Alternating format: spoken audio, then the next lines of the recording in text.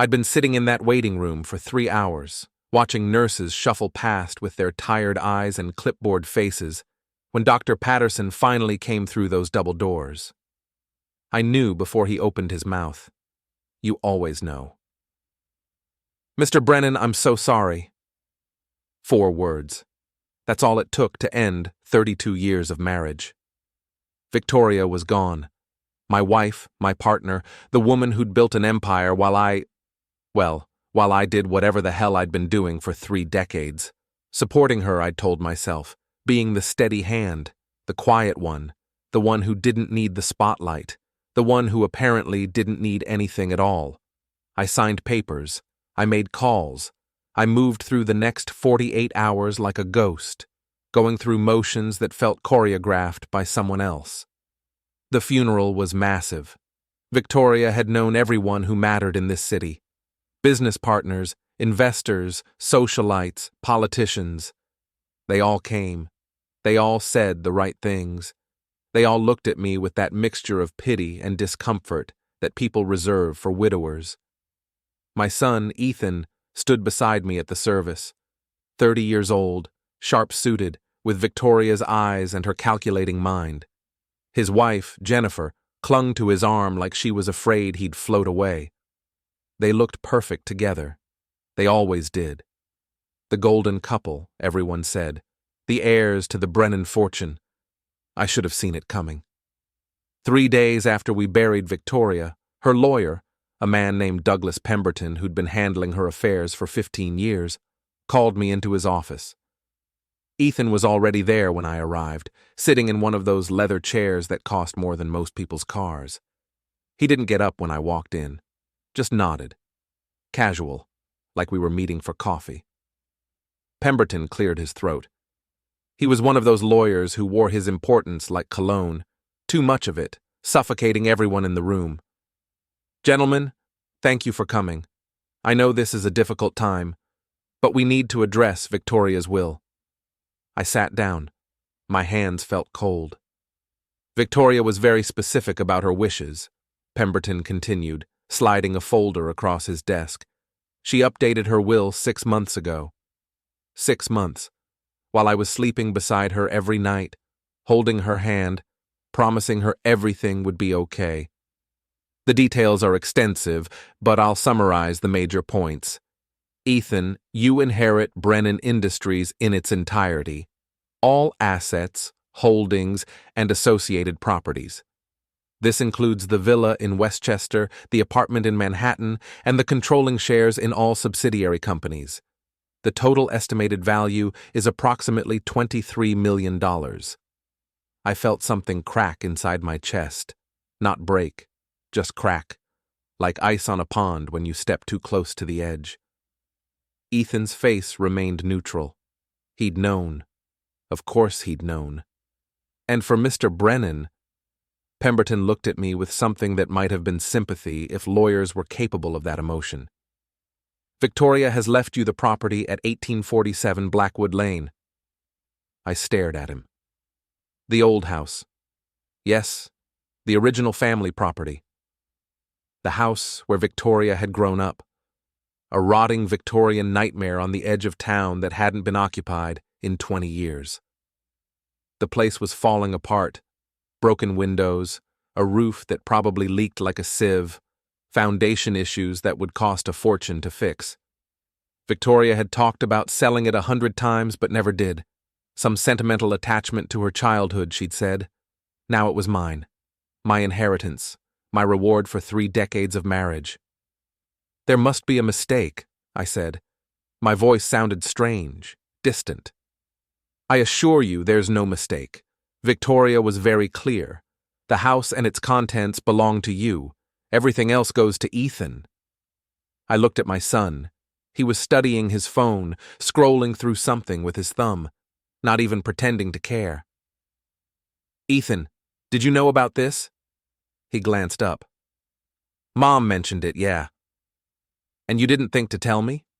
He shrugged. "Wasn't my place. Besides, you always liked that old house, didn't you? You used to talk about fixing it up." I had. Years ago. When Victoria and I were young and stupid and thought we'd grow old together in some romantic notion of restoring her childhood home. Before the business took off. Before money changed everything. I think there's been a misunderstanding, I said, looking at Pemberton. Victoria wouldn't have... We discussed this. When she got sick, we talked about making sure I'd be taken care of. These are her wishes, Mr. Brennan. I'm sorry. I sat there, trying to process it. 23 million to my son. A condemned house to me. It didn't make sense. Victoria had been cold sometimes, calculating.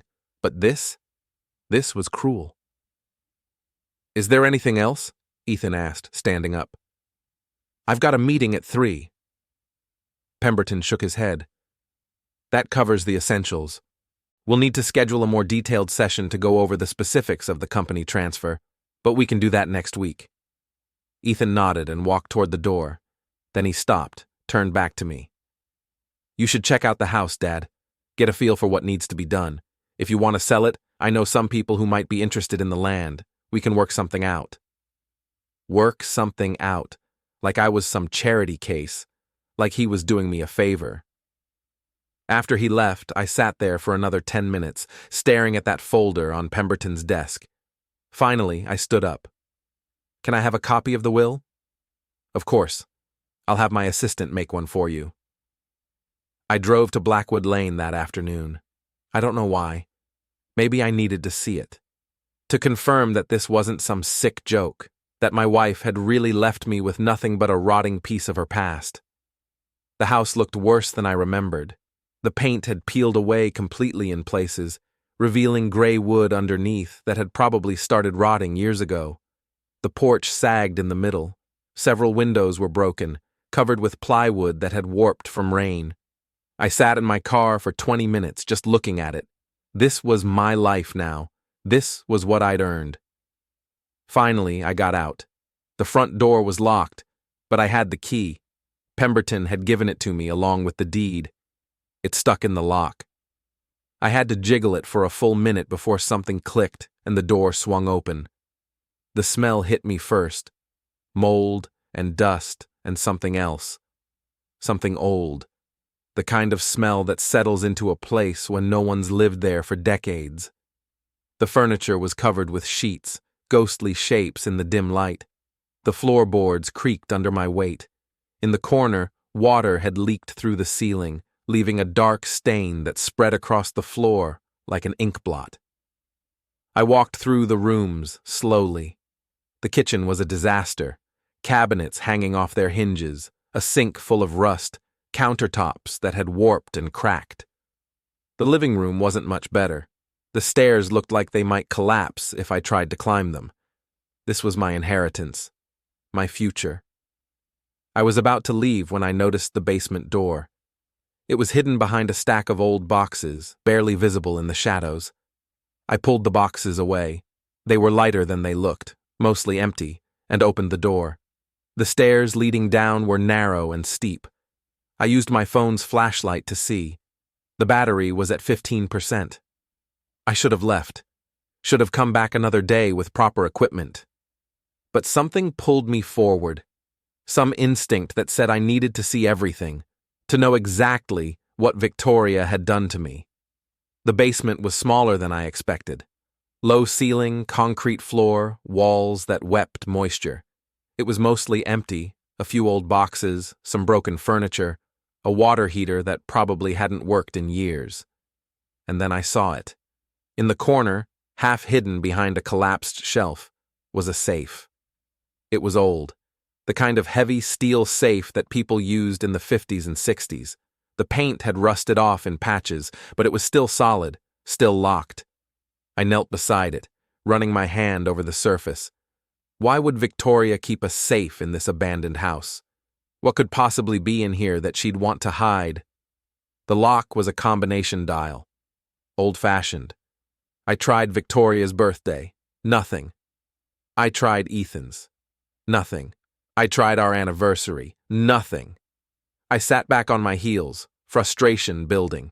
My phone was down to 10%. I needed to leave, come back another time, but I couldn't. This safe was the only thing in this entire house that seemed to matter, the only thing that felt like it held answers. I stood up, looking around the basement. If Victoria had hidden something in a safe, she would have hidden the combination too. That was how her mind worked. Always cautious, always planning ahead. I started searching. The boxes yielded nothing but old clothes and papers. The broken furniture was just that, broken. The water heater had a panel on the front, but behind it was only rust and spiders. I was about to give up when I noticed a crack in the concrete wall. Not a natural crack. This one was too straight, too deliberate. I pressed on it, and a small panel popped loose. Inside was a key. Not a combination, but a key. My hands shook as I picked it up. It was small, brass, tarnished with age. And when I turned back to the safe, I saw the keyhole I'd missed before, hidden under a metal plate that had rusted slightly open. The key slid in smoothly. The lock clicked. The safe door swung open. Inside were papers, stacks of them, organized in folders. I pulled them out, my heart hammering. The light from my phone flickered. 8% battery. The first folder contained financial records, statements from accounts I'd never seen before. Offshore banks, numbered accounts, holdings in companies I didn't recognize. Millions of dollars, tens of millions. Money that Victoria had hidden away from everyone, including me. The second folder contained letters, personal correspondence. I started reading, and the words blurred together as my brain struggled to process what I was seeing. Letters from a man named Gregory Vance, a business partner of Victoria's. Except they weren't business letters. They were love letters, detailed, explicit letters that went back 15 years. Victoria had been having an affair. For 15 years, half of our marriage. My phone died. The basement went dark. But I didn't need light anymore. I sat there in the blackness, those letters clutched in my hands, and felt everything I thought I knew about my life crumble into dust. Before we go any further, hit the hype button, take a second to subscribe and like the video. It really helps the channel grow. And tell us in the comments, what would you do in this situation? I don't know how long I sat in that basement. Could have been 10 minutes. Could have been an hour. Time felt like it had stopped mattering. When I finally stood up, my legs were numb and my back ached, but the pain was distant, unimportant. I gathered the papers from the safe, all of them, and shoved them into an old box I found in the corner. Then I climbed those narrow stairs, walked through that rotting house, and drove home in a daze. Home. Except it wasn't my home anymore, was it? It was the house I'd lived in. The house I'd shared with a woman I'd never really known. I spent that night reading. Every document, every letter, every bank statement. I read until my eyes burned, and the words started swimming together. And with each page, each revelation, I felt something inside me change, transform. The affair was bad enough. 15 years of lies, 15 years of Victoria coming home to me after spending time with Gregory Vance, a man who owned half the commercial real estate in the city, a man who had power and influence and apparently my wife's heart. But it was worse than that. So much worse. The financial documents told a story. Victoria hadn't just been hiding money. She'd been systematically draining Brennan Industries for years, moving profits into those offshore accounts. Legal, technically, but designed to avoid taxes, to hide assets, to create a nest egg that no one could touch. And Ethan had known. There were emails, encrypted communications that Victoria had apparently printed out for safekeeping, conversations between her and our son going back 3 years, discussions about the business, about succession planning, about what would happen after Victoria died. Ethan had been helping her, had been complicit in every decision, every hidden transfer, every lie. Mom, we need to finalize the will changes soon. The old man's getting suspicious. He asked about the Westchester accounts last week. I covered, said they were reinvestment funds, but he's not stupid. If he starts digging, we need to move the timeline up. The old man, That's what my son called me, not dad, not father. The old man. I read on. Don't worry about him, Victoria had written back. I've already talked to Pemberton. The new will is ironclad. Everything goes to you. The house should keep him quiet for a while. By the time he figures out what we're doing, it'll be too late to matter. Besides, what's he going to do? He doesn't have the stomach for a fight. She was right about that. I didn't have the stomach for a fight. I'd spent my entire marriage avoiding conflict, keeping the peace, being the supportive husband, the quiet one, the one who didn't make waves. But reading those words, the old man, keep him quiet, too late to matter, something snapped. That crack in my chest that had started in Pemberton's office split wide open, and what came out wasn't grief. It wasn't sadness. It was rage, pure, cold, calculating rage. I kept reading. The documents painted a picture that made me sick. Victoria and Ethan had been planning this for years. Ethan would walk away with everything, cash out, and disappear into whatever life he and Jennifer had planned. The villa? Already had a buyer lined up. Some tech billionaire who wanted a prestigious address. The company my wife had built from nothing? Just a commodity to be liquidated for profit. And me? I was supposed to sit in that rotting house and be grateful for the scraps. There was more. Jennifer, my daughter-in-law, wasn't just the innocent spouse in all this. She was Gregory Vance's daughter, Victoria's lover's daughter. The marriage between Ethan and Jennifer hadn't been love. It had been a business arrangement, a way to tie two wealthy families together, a way to consolidate power. I'd toasted at their wedding. I'd welcomed Jennifer into our family. I'd believed every lie they'd fed me about love and romance and happily ever after. Around 3 a.m, I made a decision. They wanted a quiet old man who didn't have the stomach for a fight. They were going to get something else entirely. I spent the next week planning, not rushing, not making mistakes. I approached it the way Victoria would have, methodically, carefully, thinking 3 steps ahead. First, I needed to understand exactly what I was dealing with. I went through every document in that safe a second time, taking notes, creating a timeline. The offshore accounts, the shell companies, the real estate deals, the web of connections between Victoria, Gregory Vance, and 6 other business partners I'd never heard of. Then I started making calls. My first call was to an old friend, Michael Torres, a forensic accountant I'd met years ago at some charity event. We'd kept in touch sporadically, mostly around the holidays. He was one of those guys who could look at a spreadsheet and see crimes that hadn't been committed yet. Michael, it's Robert Brennan. I need your help with something. We met at a coffee shop downtown. I showed him some of the documents, not all of them, just enough to get his interest. His eyes widened as he flipped through the pages. Robert, this is serious. If even half of what I'm seeing here is accurate, we're talking about major tax fraud, maybe worse. I need to know everything, I said. Every transaction, every hidden account, every irregularity. Can you do that? It'll take time, and it won't be cheap. I don't care about the cost, and I don't care about the time. I need the information to be bulletproof. He studied me for a long moment. What are you planning to do with this? Nothing illegal, I said, which was true. I wasn't planning to break any laws. I was just planning to make sure everyone who'd lied to me suffered for it. My second call was to a private investigator named Diana Cross. She came recommended by someone who knew someone. Discreet, thorough, and expensive. Perfect. I need surveillance on 3 people, I told her when we met. My son, his wife, and a man named Gregory Vance. I want to know where they go, who they meet with, what they're planning.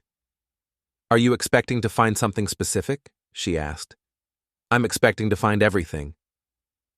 While Michael and Diana did their work, I focused on something else, learning everything I could about Ethan's business. He'd been running day-to-day operations at Brennan Industries for the past 5 years, nominally under Victoria's supervision. But Victoria had been sick for the last 2 years, which meant Ethan had been operating independently for longer than anyone realized. I started attending shareholder meetings, not as Victoria's husband. I had no official role in the company, but as a guest, Ethan's guest. I played the grieving father, the proud parent who wanted to understand what his son was building. Ethan seemed pleased by this, probably thought I was finally showing interest in his success. Stupid boy. He had no idea what I was really doing. At those meetings, I listened. I watched. I paid attention to the dynamics, the power structures, the relationships between board members. I learned who was loyal to Ethan, who was skeptical, who was just there for the money. And I started having quiet conversations. Nothing direct, just casual questions. How's the new direction working out? Are the changes sustainable? Do you feel confident about the leadership? Seeds of doubt. That's all I needed to plant. Just small questions that would grow over time. 2 weeks after I started my investigation, Diana came back with her first report. It was extensive. Hundreds of pages of surveillance logs, photographs, recorded conversations. Ethan was meeting regularly with a man named Philip Donovan, the CEO of a massive investment firm called Donovan Capital. They were negotiating the sale of Brennan Industries. The deal was already in advanced stages. Contracts had been drawn up. Due diligence was underway. Ethan was planning to announce the sale in 3 months, pocket the money, and retire at 30. Jennifer was busy too. She'd been meeting with real estate agents, looking at properties in Los Angeles and Miami, luxury estates, the kind that cost $20 million or more. She was planning their exit strategy, finding the perfect palace where she and Ethan could live their lie. And Gregory Vance? He was the puppeteer. The documents showed that he'd been advising Victoria for years, helping her structure those offshore accounts, guiding her through the legal intricacies of hiding wealth. The boy had inherited everything from his mother, including her lover's counsel. Diana had even managed to get recordings, conversations between Ethan and Jennifer that made my skin crawl. Did you see the way he looked at the house? Jennifer's voice dripping with contempt. Like we'd given him a winning lottery ticket. God, he's pathetic. He's not pathetic, Ethan replied. He's convenient. He'll sit in that dump for a few months, realize he can't fix it, and then he'll come to us asking for help. We'll offer to buy it for a token amount. He'll take it because he doesn't have options, and that'll be that. And if he doesn't? Then we wait him out. He's 62 years old with no income and no assets. How long do you think he can hold out? They were laughing. My son and his wife were laughing about my situation, about the trap they'd set for me. I listened to that recording 3 times. Each time I felt that cold rage grow stronger, sharper, more focused. Michael's preliminary report arrived the same day. It was exactly what I'd expected. A detailed breakdown of every questionable transaction, every hidden account, every tax discrepancy. The scope of it was staggering. Victoria had been running a parallel financial empire, one that existed in the shadows of legitimate business. This is enough to trigger a major IRS investigation, Michael said when we met to discuss his findings. If you wanted to, you could bring this to the authorities right now. Not yet, I said. Keep digging. I want everything. That night, I sat in my study, the same study where Victoria and I used to review business papers together, back when I thought we were partners, and I made a list. Ethan, Jennifer, Gregory Vance, Philip Donovan, the business partners who'd helped hide Victoria's money, the lawyers who'd structured the deals, the board members who were going along with Ethan's plans, a list of targets, people who'd lied to me, used me, discarded me. They thought I was finished. They thought I was just some old man who'd fade quietly into the background while they lived their perfect lives with my wife's money. They were wrong. The audit results came back 3 weeks later, and they were exactly as damning as I'd expected. The external auditors had found multiple violations of SEC regulations, questionable tax practices, and evidence of systematic financial misrepresentation. The report landed on Richard Caldwell's desk on a Tuesday morning. By Tuesday afternoon, the board had called another emergency meeting. By Wednesday, Ethan was being asked to step down as CEO pending investigation. He refused, of course, claimed the audit was flawed, that his mother had established those structures legally, that he'd done nothing wrong. But the board wasn't listening anymore. They'd lost confidence in him. Philip Donovan officially withdrew his offer to purchase Brennan Industries. He released a statement saying that recent revelations about the company's financial practices made the acquisition untenable. The company's stock price, which had been climbing steadily under Ethan's leadership, crashed. Investors panicked. Business partners started distancing themselves. And through it all, I watched, waited, planning my next move. Jennifer was my next target. I'd already damaged her social standing, but I wanted more. I wanted to destroy the carefully crafted image she'd built for herself. Diana's surveillance had revealed something interesting. Jennifer had been having an affair, not with Ethan, with a man named Derek Ashford, a personal trainer she'd hired 6 months ago. They'd been careful, meeting at hotels, using encrypted messaging apps. But Diana was better at her job than they were at hiding. The evidence was extensive. Photos of them entering and leaving hotels together. Text messages that left nothing to the imagination. Hotel receipts charged to Jennifer's credit card. I could have leaked this information to the tabloids.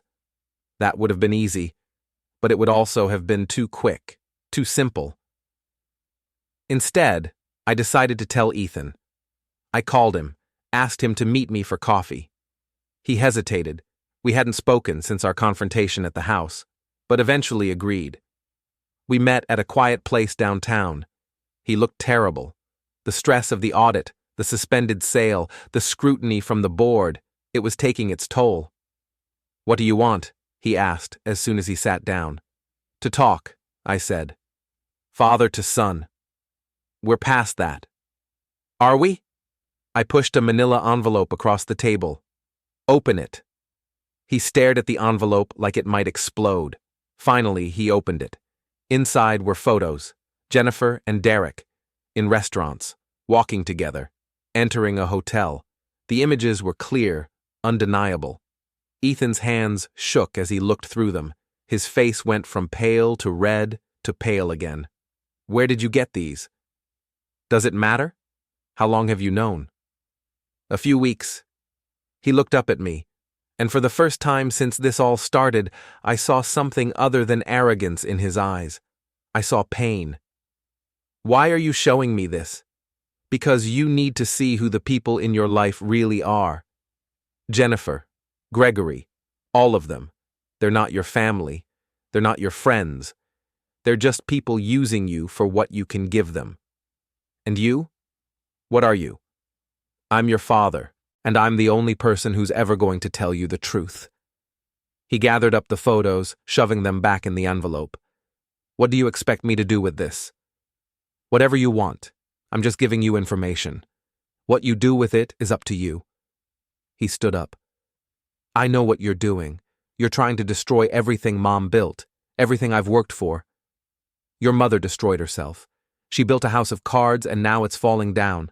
I'm just making sure everyone sees it happen. I won't let you win." "Win?" I laughed. "Ethan, this isn't about winning. This is about truth. And the truth is, you lost the moment you decided to lie to me." He walked out without another word. But I knew the seeds had been planted. Doubt, suspicion, the slow poison that would eat away at his marriage from the inside. 2 days later, Diana reported that Ethan had confronted Jennifer about the affair. The argument had been explosive. Jennifer had denied everything at first, then admitted to it, then blamed Ethan for being emotionally distant. Ethan had thrown her out of the house. She'd gone to stay with her father, with Gregory Vance. Perfect. While Ethan and Jennifer's marriage was imploding, I continued my assault on Gregory's waterfront development.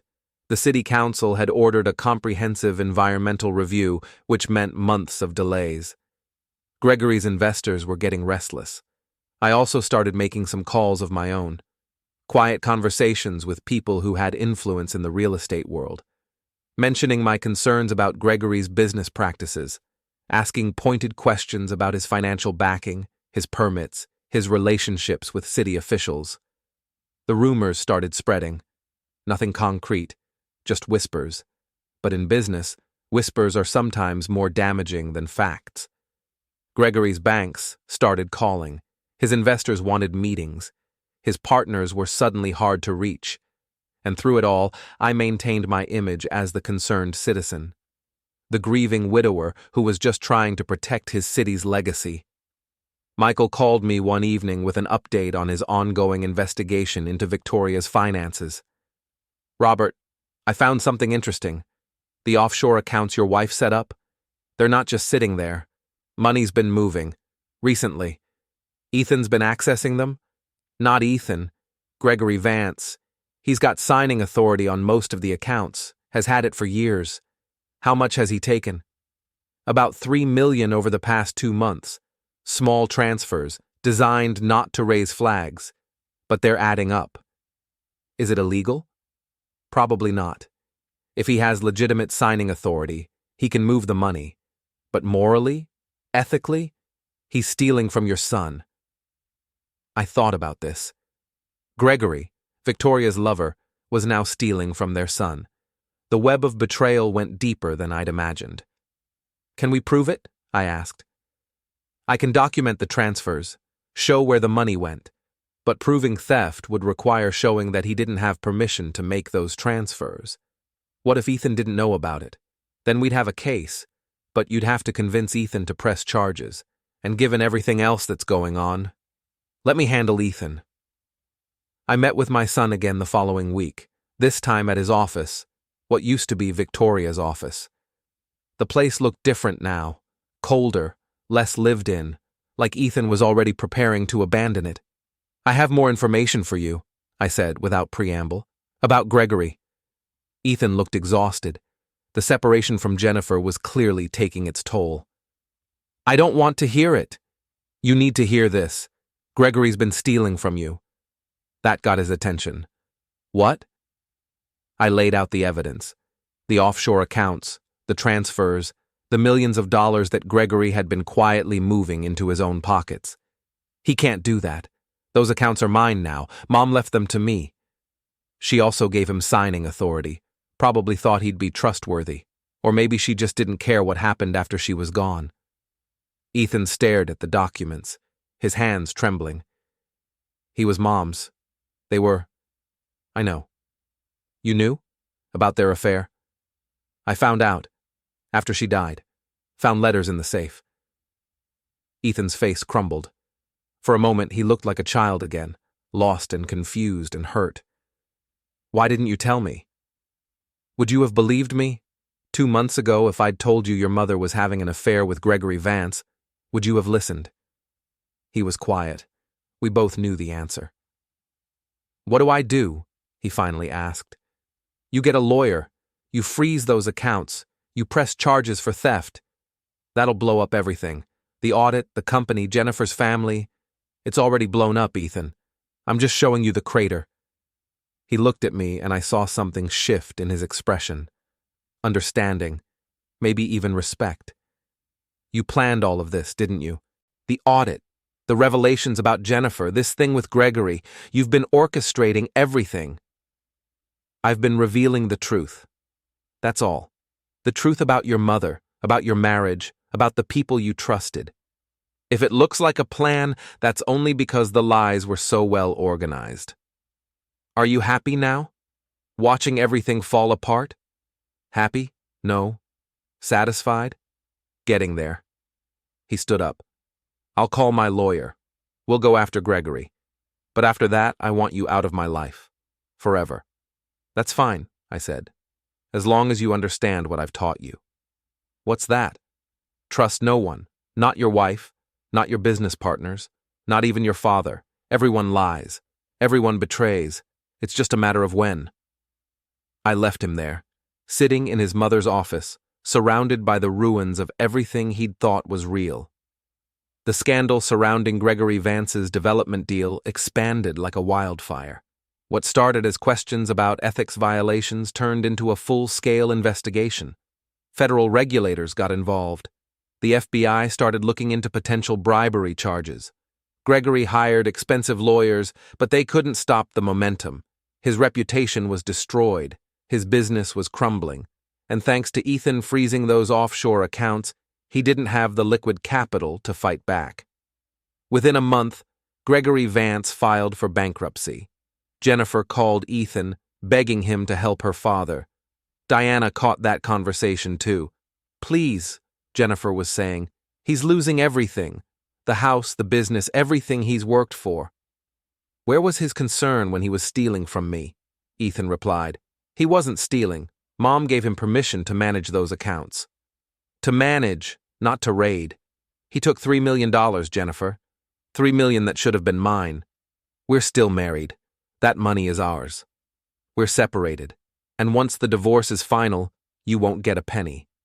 "Divorce?" Her voice rose. "You're divorcing me over one mistake? One mistake? You were sleeping with your trainer for 6 months. That's not a mistake. That's a choice. You were never around. You were always working, always obsessing over the company, always trying to prove something to your mother. And you were always spending my money and planning your next affair. We deserve each other." The call ended badly, but what mattered to me was that another crack had formed. Jennifer's marriage was over. Her father was ruined. Her carefully constructed life was falling apart, and I was just getting started. The board of Brennan Industries was losing patience. The audit had revealed so many problems that fixing them would take months, maybe years. Ethan's leadership was questioned at every turn. Investors were demanding answers. Richard Caldwell called a meeting to discuss the company's future.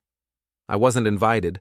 I had no official role, but Richard called me afterward to fill me in. "We're going to force Ethan out," he said. "The board voted. He'll be removed as CEO by the end of the month." "What about the company?" "We'll bring in new management. Try to stabilize things. It's going to be a long road, but we think we can save it." "And the offshore accounts? The hidden assets?" "We're bringing everything into the light. Full disclosure. We'll pay whatever penalties we need to pay, cooperate with the authorities, and rebuild from there. It's the only way." Victoria would have hated that. Victoria created this mess. We're cleaning it up. I thanked him and hung up.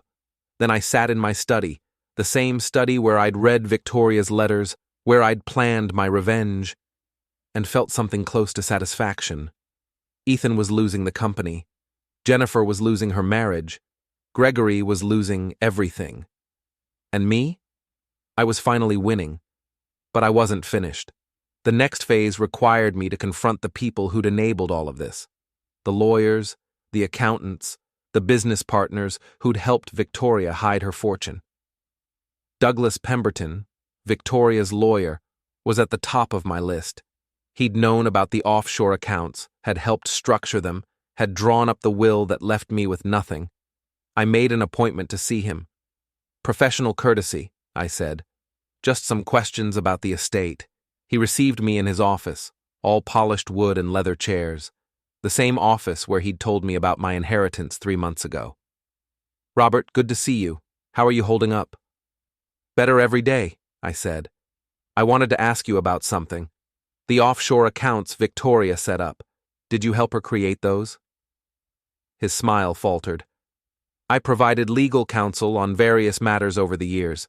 The specifics are subject to attorney-client privilege. Especially then. What about the fact that those accounts were used to evade taxes, to hide assets? Is that still protected by privilege?" "I don't know what you're implying, but I'm not implying anything. I'm stating facts. You helped Victoria break the law. You helped her steal from the government, from her investors, from me. And you did it knowingly." Pemberton stood up. "This meeting is over. If you have accusations to make, you can make them to the State Bar Association." "Oh, I will. But first, I wanted you to know that I have copies of everything. Every document, every communication, every piece of evidence showing what you did. And I'm going to make sure everyone knows about it." "You're bluffing." I pulled out a folder, dropped it on his desk. Am I? He opened it. I watched his face go pale as he looked through the documents. Copies of emails between him and Victoria, memos detailing the offshore structures, communications with the banks. Where did you get these? Does it matter? What matters is that I have them, and unless you do exactly what I tell you, I'm going to bury you with them. What do you want? I want you to testify. When the authorities investigate Ethan and the company, I want you to tell them everything. I want you to explain how these structures were created, who knew about them, who profited from them. I'll be disbarred. Probably. But if you don't cooperate, you'll be disbarred and prosecuted. Your choice. He sat down heavily. You've become a real bastard, Robert. I learned from the best. Over the next few weeks, I had similar conversations with 3 other lawyers and 2 accountants who'd been involved in Victoria's schemes. All of them agreed to cooperate, not because they wanted to, but because they didn't have a choice. The walls were closing in on everyone who'd betrayed me. Meanwhile, Ethan was spiraling. The board had officially removed him as CEO of Brennan Industries. His marriage was over. Jennifer had moved back in with her father, what was left of him. The sale of the company had fallen through. And now, with all these lawyers and accountants turning state's evidence, criminal charges were looking increasingly likely. He called me one night, late. I could tell he'd been drinking. Are you happy now? He asked without preamble. Is this what you wanted? I wanted the truth, I said. This is just what the truth looks like. I've lost everything. The company, my wife, my reputation. Everything Mom built is gone. Everything your mother stole is being returned. There's a difference. She worked so hard. She built that company from nothing, and you're destroying it. I'm not destroying anything. I'm revealing what was always there, the rot, the lies, the corruption. Your mother built an empire on fraud, and you helped her maintain it. This is just consequences catching up with you. There was a long silence. Then, I hate you. I know. I'll never forgive you for this. I don't want your forgiveness. I want you to understand what you did to me, how it felt to be betrayed by the people I loved, how it felt to be discarded like trash. I didn't discard you. Mom made those decisions. And you went along with them. You knew what was happening and you did nothing. You're just as guilty as she was. He hung up. I didn't try to call back. The criminal investigation into Brennan Industries' financial practices began in earnest. Federal prosecutors, armed with testimonies from the lawyers and accountants I'd flipped, started building their case. Ethan hired a high-powered defense team, but they were fighting an uphill battle. The evidence was overwhelming. The paper trail was clear. They offered him a deal: plead guilty to tax evasion and fraud, accept a prison sentence of 3 to 5 years, and cooperate fully with the investigation. He took it. What choice did he have? Jennifer filed for divorce while Ethan was negotiating his plea deal. She wanted half of everything, claimed she had no knowledge of his illegal activities. Her lawyers argued that she was an innocent victim of her husband's schemes. But I'd been preparing for this too. I had Diana's evidence of her affair. I had bank records showing that Jennifer had been actively involved in spending money from the offshore accounts. I had emails where she'd discussed Victoria's creative accounting with Ethan. I made sure her lawyers saw all of it. The divorce settlement ended up being minimal. Jennifer got the house in Westchester, which was mortgaged to the hilt, and a small monthly payment. Everything else went to paying Ethan's legal fees and the restitution he owed. She tried to run back to her father, but Gregory had his own problems. His bankruptcy was finalized. His house was foreclosed on. He was living in a small apartment downtown, working as a consultant and trying to rebuild his reputation. Father and daughter, both destroyed by their own greed. It was beautiful. The media had a field day with the whole saga. Local business empire collapses amid fraud scandal, read one headline. Mother and son's offshore fortune exposed, read another. I gave a few interviews, played the role of the shocked husband who'd had no idea what his wife was doing. the grieving father who was devastated to learn about his son's crimes. Everyone believed me. Why wouldn't they? I was the victim in all of this. Privately, I was enjoying every moment. Richard Caldwell and the board managed to stabilize Brennan Industries. They brought in new management, cleaned up the finances, and slowly began rebuilding the company's reputation. It would never be as big as it was under Victoria, but it would survive. And me? I continued my work on the house at Blackwood Lane. I fixed the roof, replaced the windows, renovated the kitchen. It was starting to look like a home again. Not that I planned to live there forever, but it was important to show everyone that I wasn't broken, that I'd survived, that I'd thrived even. I also continued my charitable work. The foundation I'd helped establish for STEM education was thriving.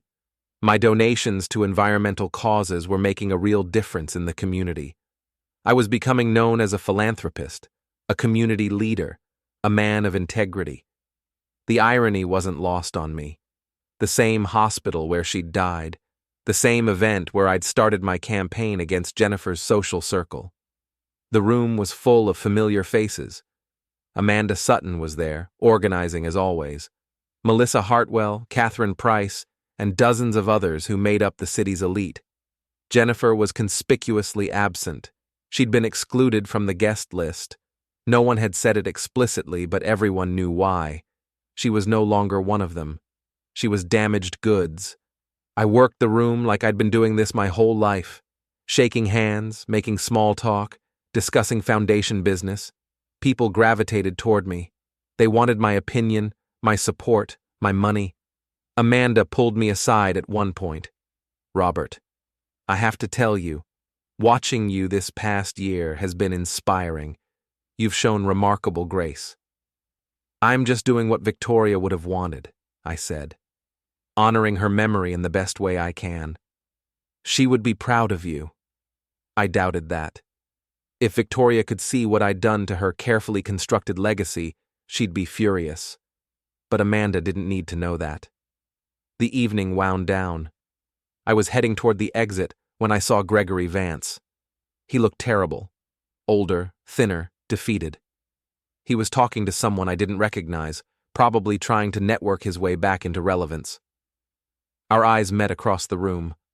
For a moment, neither of us moved. Then I walked over to him. "Gregory, I didn't expect to see you here." The person he'd been talking to made a quick excuse and left. Gregory watched them go, then turned back to me. "Robert, congratulations. You've won." "Won what?" "Don't play games. You destroyed everything. My business, my reputation, my daughter's marriage. You dismantled my entire life piece by piece." "I didn't do anything. I just revealed the truth. What you did with Victoria, what you helped her do to the company, what you stole from Ethan. All of that was your choice. Victoria loved me. Victoria used you, just like she used everyone else." He looked at me with something like pity. "You still don't understand, do you? She didn't leave you that house to hurt you. She left it to protect you." "Protect me? From what?" "From all of this. From the scrutiny, from the investigation, from the fallout. She knew eventually someone would figure out what we'd done. She wanted to make sure you weren't implicated. That house was your insurance policy." I stared at him. "You're lying." "Am I?" "Think about it, Robert. If she'd left you part of the company, part of the assets, you'd be under investigation right now. You'd be facing charges just like Ethan. But because she left you nothing but that house, you're clean. You're the innocent victim. She could have just told me the truth." "Could she? Would you have understood? Would you have kept quiet? Or would you have tried to stop her, to expose everything?" I didn't have an answer to that, because I knew what I would have done. I would have tried to stop her, to save her from herself, and that would have ruined everything. "It doesn't matter now," I said finally. "She's gone. You're ruined. Ethan's going to prison. It's over." "For me, maybe. But what about you, Robert? What happens when you run out of people to punish, when there's no one left to take revenge on? What then? He walked away before I could respond, and I stood there, in that opulent ballroom full of people who thought I was a hero, and I felt something I hadn't felt in months. Doubt. Not about what I'd done. I had no regrets about exposing the lies, about bringing down the people who'd betrayed me, but about what came next. Gregory was right about one thing. I'd spent the last 6 months focused entirely on revenge, on destroying the people who'd hurt me, and I'd succeeded. Ethan was broken, Jennifer was humiliated, Gregory was bankrupt. All of Victoria's carefully hidden crimes were exposed. But what did I have to show for it? An old house that I'd never wanted, a reputation built on lies about who I really was, and a hollow feeling where my family used to be. I pushed the thought away. This wasn't the time for reflection. I still had work to do. The final piece of my revenge involved the social circle that had embraced me while rejecting Jennifer, the women who'd welcomed me into their charity committees and exclusive events. They didn't know it yet, but I'd been documenting everything, every snobbish comment, every moment of casual cruelty, every instance of them excluding someone who didn't meet their standards. I'd been building a dossier of their behavior, not because I cared about their pettiness, but because I wanted to show them that they weren't any better than the people they'd destroyed. I started with Amanda Sutton. She'd been particularly cruel to Jennifer near the end, making sure she was excluded from events, spreading rumors about her affair. Amanda thought she was untouchable because of her husband's wealth and her own social connections. She wasn't. I arranged a meeting with the board of one of the major charities Amanda chaired, showed them evidence of how she'd been mismanaging funds, not stealing exactly, but definitely prioritizing her own interests over the charity's mission. Expensive trips that were only nominally related to charity work, contracts awarded to friends and family members. The board asked for her resignation. It was quiet, private. But in their social circle, these things had a way of getting out. Amanda called me, furious. "This is your doing, isn't it? You're behind this." "I just shared some information with people who needed to see it," I said. "What they did with it was their choice." "You bastard. I welcomed you into our circle. I supported you. You used me to make yourself feel important, to show everyone how compassionate you were, supporting the grieving widower. But you never actually cared about me or Victoria or anyone else. You just wanted the social capital. That's not true, isn't it? Tell me, Amanda, when was the last time you did something charitable that didn't come with a photo opportunity?" She hung up on me. I did similar things with 3 other women in that social circle. Nothing dramatic, nothing illegal, just quiet revelations about their true characters, seeds of doubt planted in the right places. Their little empire of social influence began to fracture. Alliances broke down, friendships dissolved. The group that had been so tight-knit fell apart. And through it all, I maintained my image. The good man who'd been through so much, the philanthropist who just wanted to help people. It was exhausting, maintaining that facade, but necessary. Ethan's sentencing hearing was scheduled for a Tuesday in October. I debated whether to attend. Part of me wanted to see him one more time, to watch him face the consequences of his actions.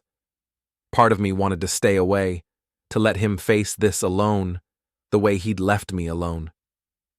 In the end, I went.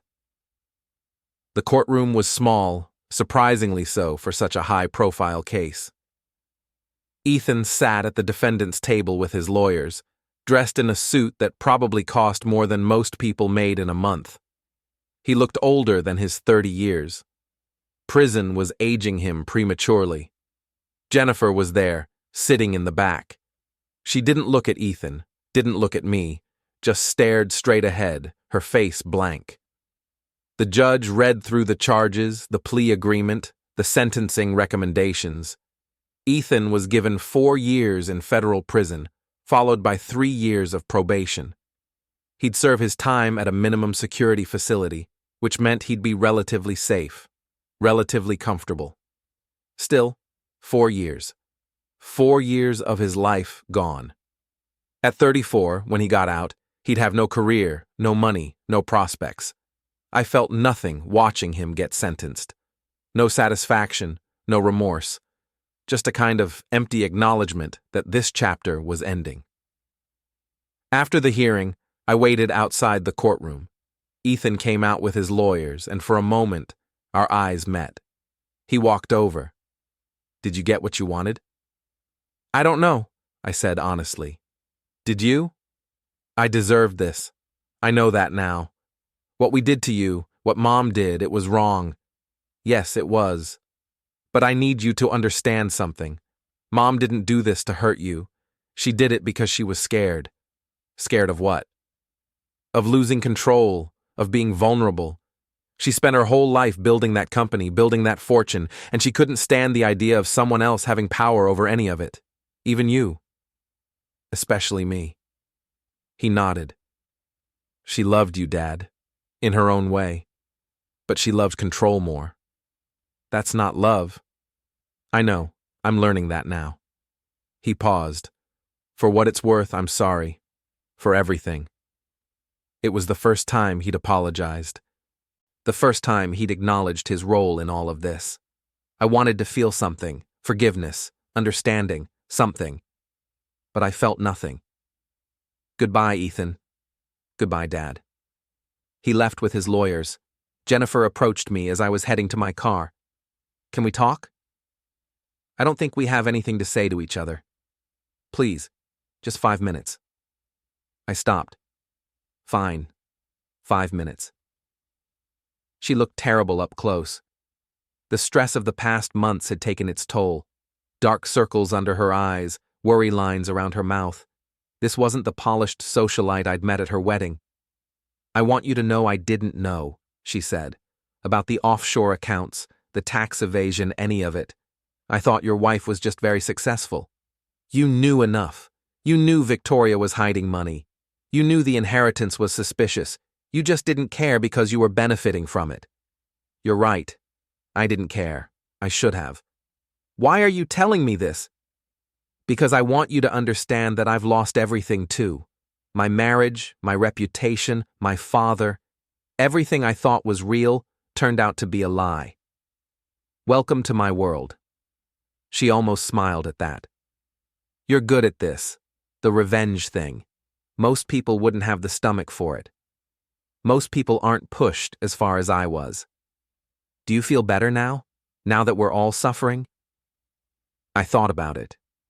Really thought about it. "No," I said finally. "I don't feel better. I just feel done." She nodded, like she understood. Maybe she did. "For what it's worth," she said, "I'm sorry too. Apologies don't change anything." "I know. But I needed to say it anyway." She walked away. I watched her go, this woman who'd been part of my family for 5 years and who I'd never really known. And I realized that Gregory had been right. I'd run out of people to punish. The revenge was complete. So why did I still feel so empty? The house on Blackwood Lane was finally finished. It had taken 7 months and a small fortune, but the old Victorian was restored. New roof, new windows, updated plumbing and electrical, refinished floors. It looked like something out of a magazine. I'd hired an interior designer, Catherine Price, actually, before I'd started dismantling her social circle. She'd done good work.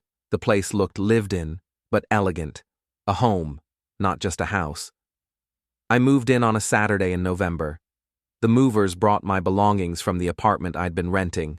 I'd sold the house I'd shared with Victoria months ago, couldn't stand being there anymore. That night, I sat in the living room and looked around at my new home. The house Victoria had meant to protect me with, or punish me with, or both. It didn't matter anymore which one was true. My phone rang. It was Richard Caldwell. "Robert, I wanted to update you on the company. We've completed the restructuring. Brennan Industries is stable. We're not what we were under Victoria, but we're legitimate now. Clean. That's good news. We're having a small ceremony next week. unveiling a memorial for Victoria in the lobby. I know things are complicated, but we'd like you to be there. She was your wife, regardless of everything else. I'll think about it. There's something else. The board has been discussing how to handle the situation with Ethan's shares. He still technically owns controlling interest in the company, even though he can't vote from prison. We need to buy him out, but the company doesn't have the liquidity right now. What does that have to do with me? You're his father. You're also Victoria's widower. If you were willing to purchase his shares, the board would support it. We could structure a payment plan, make it manageable. You're asking me to buy my son's shares in the company my wife built? The company she deliberately excluded me from? I'm asking you to save what's left of your family's legacy. Despite everything that happened, Brennan Industries did a lot of good. It employed hundreds of people. It contributed to the community. That's worth preserving, isn't it? I was quiet for a long time. How much? We valued Ethan's stake at about $6 million, given the current state of the company. With a structured payment plan, you'd be looking at manageable monthly amounts over 10 years. $6 million. I had access to Victoria's offshore accounts now, the ones that hadn't been seized or used for restitution. There was enough there to cover it. I'll think about it, I said again. After we hung up, I poured myself a drink and sat in the dark, thinking. This wasn't how revenge was supposed to feel. I'd destroyed everyone who'd hurt me. I'd exposed their lies, ruined their reputations, taken everything from them. I should have felt triumphant. Instead, I felt tired. The doorbell rang. I wasn't expecting anyone. For a moment, I considered ignoring it, but curiosity got the better of me. It was Diana Cross, the private investigator. Diana, what are you doing here? May I come in? I stepped aside. She walked into the living room, looked around approvingly. Nice place. The renovation turned out well. Thank you. Is there something you needed? I wanted to close out your account. Make sure you didn't need any more surveillance. I think I'm done with surveillance. Are you sure? Because there's one more person you haven't gone after. Who? Yourself. I stared at her. What are you talking about? I've been watching you for months, Robert. Watching you destroy everyone around you, and I've seen what it's done to you. You're not the same man who hired me. That was the point. Was it?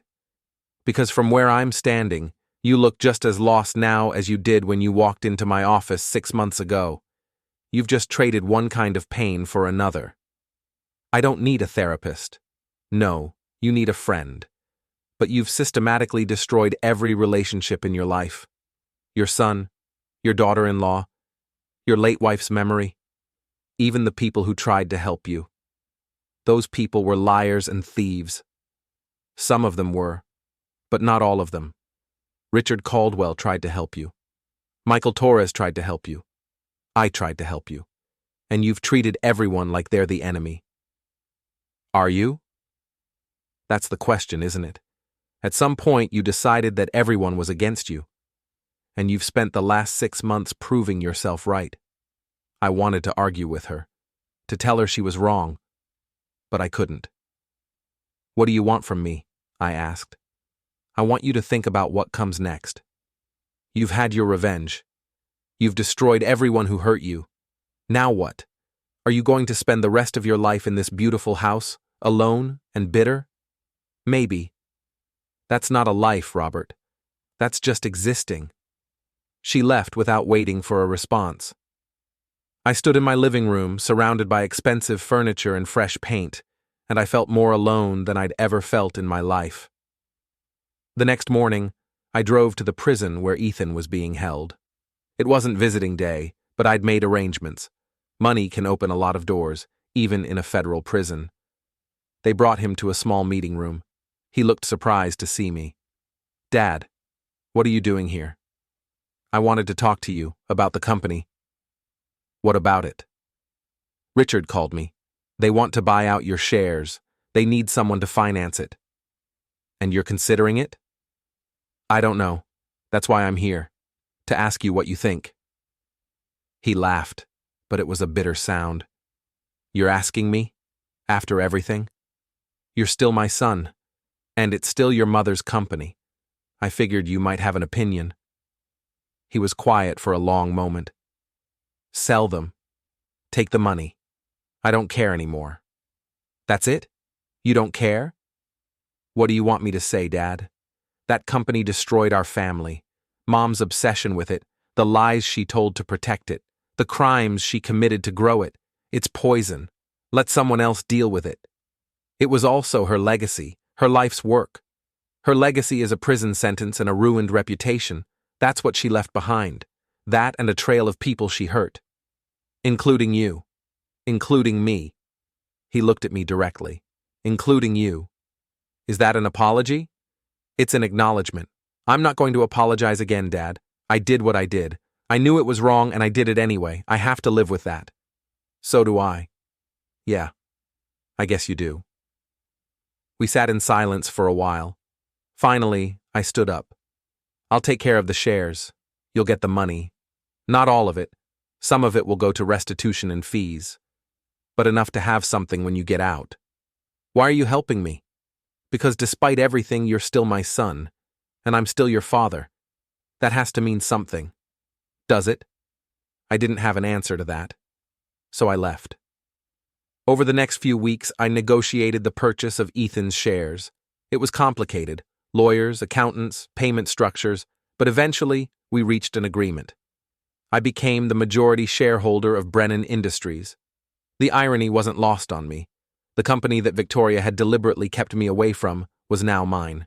The empire she'd built on lies was now my responsibility. Richard and the board were pleased. They saw it as a new beginning, a chance to rebuild the company's reputation under someone who hadn't been tainted by the scandal. I wasn't so sure.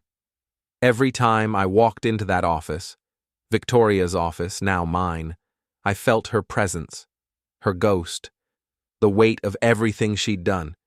But I also felt something else. Purpose, maybe. Or at least the possibility of it. I started attending board meetings, learning about the business in a way I never had before, making decisions, setting strategy.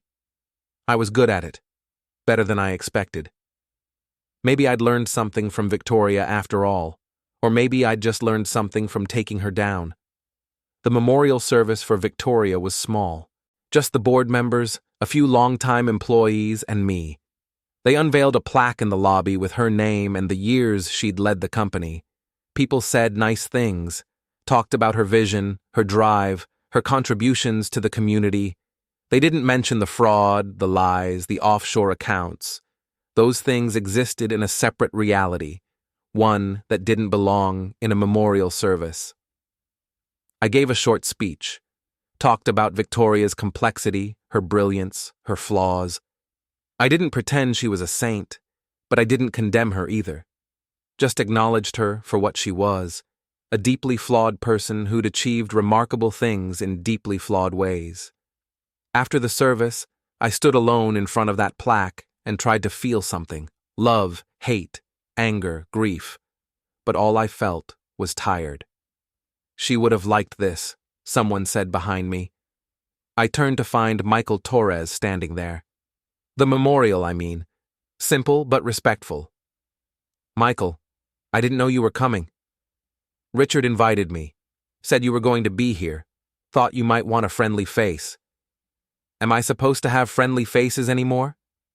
That depends. Are you still at war with the world, or are you ready to come back to it? I don't know.